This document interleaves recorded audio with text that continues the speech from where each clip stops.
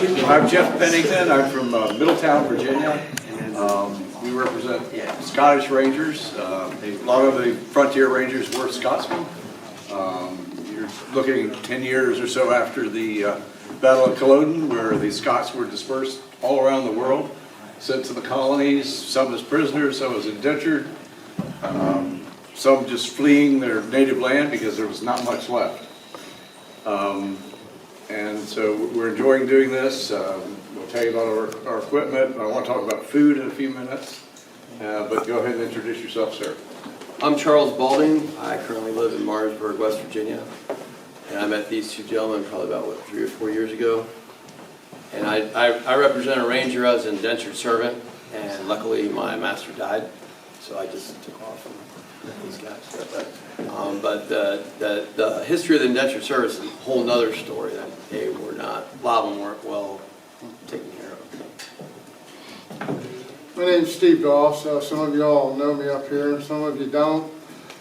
I joined up with the Rangers a couple of years ago. We're all veterans, we're all military, and the reason we formed this particular group is because of the discipline involved in it. We understand it from being in the military, and basic knowledge is important. We teach how to eat food, the way the natives would have ate it in the woods, what to look for, yarrow, plants like that, how to find water, how to get water out of a tree, and it goes on and on. But with all those are all skills that Rangers need to know. In fact, they're all skills that you all need to know.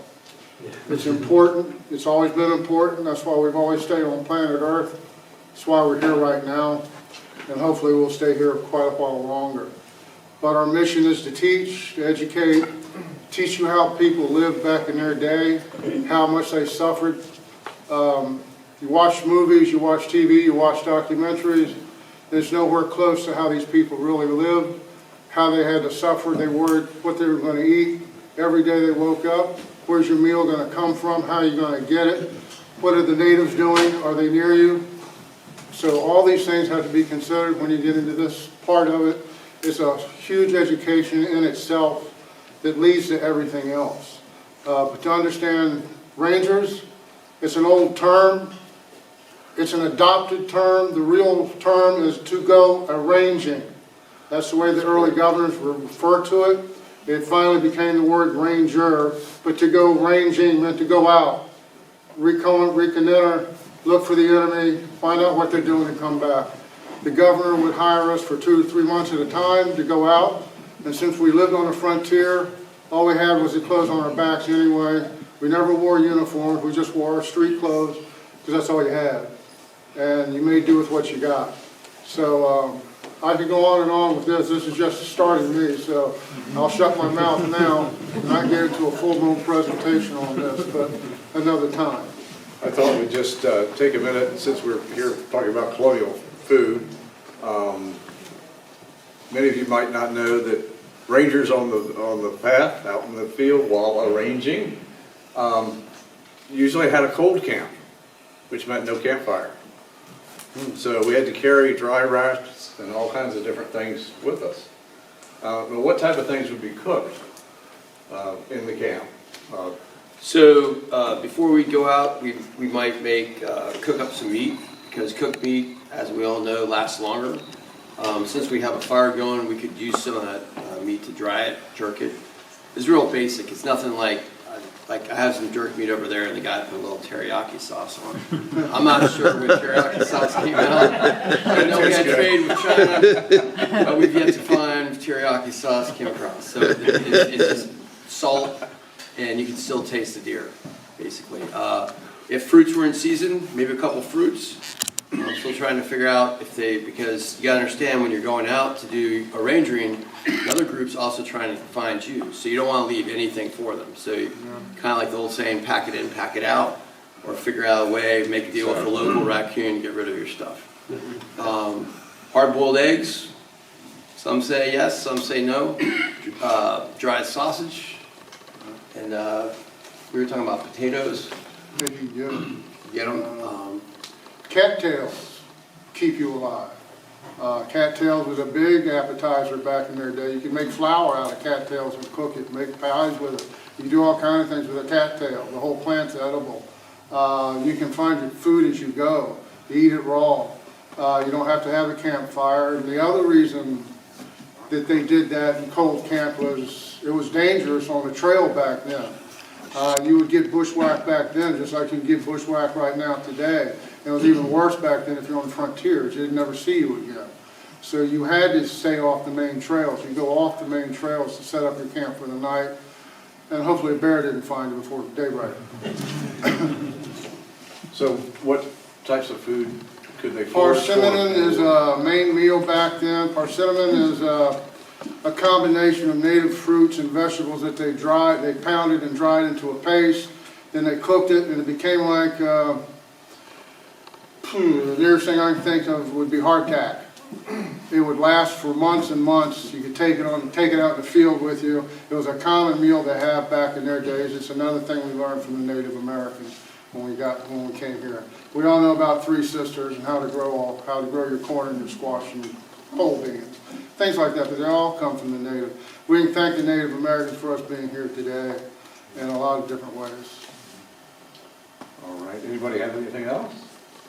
Well, if you want to talk to us afterwards about equipment, we've got our layout in the back of the room over here. And what we're wearing, we're all similarly dressed, but not exactly dressed alike, because it was a matter of preference, a matter of what you had. And the governor would allow you one set of clothes a year, if you got any at all. Usually it would be one of the requirements where you bring your own clothes. And remember, if you live on a frontier, that's all you got anyway. So, clothes, there was a popular thing going on back then about used clothes. yeah, they sent used clothes over. In fact, Lord Fairfax bought some used clothes to be sent out for the ranging units out here. And there was apparently a thriving used clothes business in London. So Lord knows what you might look like for real. Bell bottoms, paisley shirts. Yeah, yes, sir. What would they be paid, and were they paid differently when the Virginia Regiment was around rather than prior? What would they be paid, Steve? Would they be paid? Yeah, the governor would pay, matter of fact, in Washington wrote about that once, about paying the king shilling out to the Rangers. I don't know what the amount would have been, but yeah, they were paid. Yeah, would get a little money. They would have not left their cabin Yeah. and stay home. But, there's nothing different today. Yeah. So no tiki, no washing. Yeah. When did the Rangers end? What era? I'm sorry? When did a Ranger end? When did the governor The start? Rangers began in King George's War. That's where the term adopted itself, and it grew into when 1755 came around, and we realized we didn't have enough people to protect the frontier soldier-wise. We had to rely on the people that lived on the frontier to help the government find out what the heck is going on around us. And by 1755, it had organized to a better, paramilitary would be a good word to use.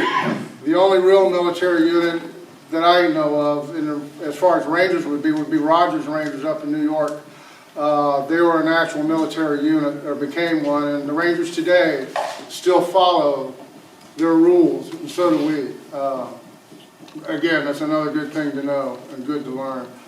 But it's a very interesting subject. I mean, you can go off on all these different little trails and roads, and they all, at the end of the day, come right back up to the Central Avenue. So, like my brother Jeff says, we're here. We all dress different because this is what we would have had in our homes. So this is what we wore. We would never look quite the same. I might go home and shave, I don't know. Yes, sir. Do that. The gentleman was first, right there in the blue and white. Okay. Right. All right, Thanks. Very good. You might have already answered the question, but were the Rangers active duty or just hired? They were hired By by me. the Hired government, companies. and it would be 1 to 3 months, and they'd go home. And Sometimes longer. yeah, and they would just basically patrol the counties that they belonged to, like Ashby and Cochran and all that. Everybody controlled their own counties. Very rare that they would go beyond that, but I think they did it in what was it, Forbes expedition. The Rangers actually went. Yeah, they went in mass. Yeah, so they all went with the British Army. That's the only time that I know of. that they did that in an organized way. Did they carry some paper to show that they were officially hired or No, no? You nothing might so, not have been able to read. they couldn't read the There'd be the old X on the dotted line thing, and here's your shilling, and you're belong to the king for a month. So, And being as many of us are portraying Scotsmen, if you go back and look at pictures in Colonial, you'll see some facial hair. So some of us have kept that. And probably not to Washington's approval. He wanted people with no more than 3 days growth. or you got tied to a wagon wheel. Yep. So, yeah, he was really, He was well, very strict. that's because they considered themselves English. Yes. And true Englishmen would always be clean shaven Yep. and not look like us rough Scotsmen. But, hey, this comes in handy in the winter, I can tell you. I remember a few years back before my grandfather passed, and I want to share this with you all, I visited a nursing home in Romney, and I asked my grandfather, there was a gentleman sitting at the table in the cafeteria by himself, and I asked, do you know much about him, what he did? And he said, oh yes, he's the Lone Ranger. Interesting. Cowboys and Indians, Lone Ranger, Tomahawk. Yeah. Keep your day job, Eric, keep your day job.